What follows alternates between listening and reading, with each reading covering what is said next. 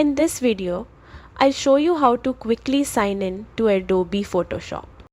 First, open Adobe Creative Cloud. You can either go to adobe.com in your browser or launch the Creative Cloud desktop app if it's already installed. On the website, click Sign In at the top right. In the app, you will find the Sign In option in the top bar or inside the interface. Now, enter the email address linked to your Adobe account.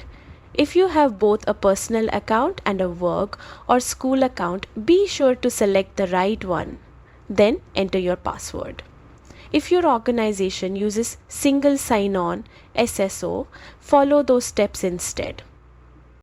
Adobe may ask for a quick verification through email or SMS. Complete that and you will be signed in to Creative Cloud. Once you're in, go to the Apps section and search for Photoshop.